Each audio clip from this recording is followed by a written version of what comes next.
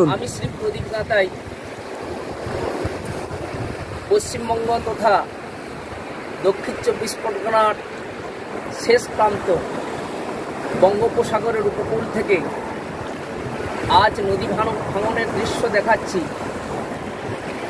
গোবর্ধনপুর এবছর যে মা বিশালক্ষীর পুজো হচ্ছে, গত 6 ফেব্রুয়ারি থেকে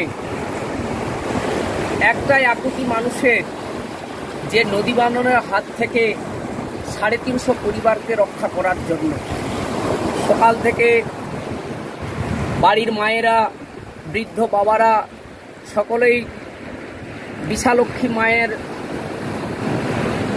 সম্মুখে ধর্ণা দিয়েছে, গণ্ডি কাটছে, শুধু এই নদী ভাঙনের হাত থেকে রক্ষা করার জন্য।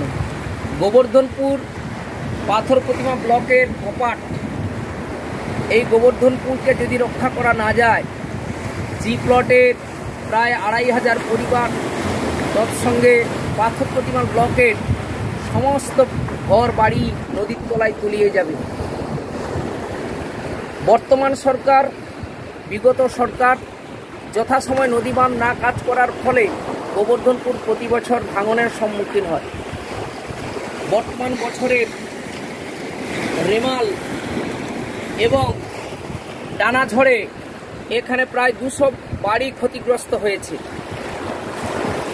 সরকার প্রতিশ্রুতি দিয়েছে কাজ করবে, এখনো পর্যন্ত কাজ হচ্ছে না।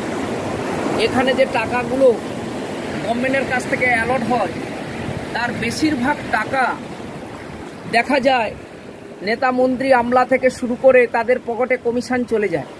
তার ফলে উপযুক্ত সময় উপযুক্ত বাঁধ হয় না। গোবর্ধনবাসী হতভাগ্যের মতো প্রতি বছর বঙ্গোপসাগরের উপকূলে বসবাস করে তারা বন্যায় ক্ষতিগ্রস্ত হয়, ঘরবাড়ি ভেসে যায়, ছেলে মেয়েদের পড়াশোনা, স্বাস্থ্য পরিষেবা সবই বিঘ্নিত হয়। বর্তমান বছরে গোবর্ধনপুরের যে বিশালক্ষী মায়ের পুজো হচ্ছে, একটাই আকুতি, মা এই বঙ্গোপসাগরের হাত থেকে রক্ষা করো। সরকার বাহাদুর আমাদের মুখ ফিরে নিয়েছে, পঞ্চায়েত প্রধান তারাও কিছু কাজ করছে না। মা তুমি রক্ষা করো এই বঙ্গোপসাগরের হাত থেকে। আমাদের ছেলে মেয়ে পরিবার নিয়ে কোথায় যাব? তাই আমাদের বর্তমান বছরের বিশালক্ষী মায়ের কাছে একটি আবেদন, মাগো এই গোবর্ধনপুরবাসীকে রক্ষা করো তথা পাথর প্রতিমা ব্লককে রক্ষা করো। নমস্কার।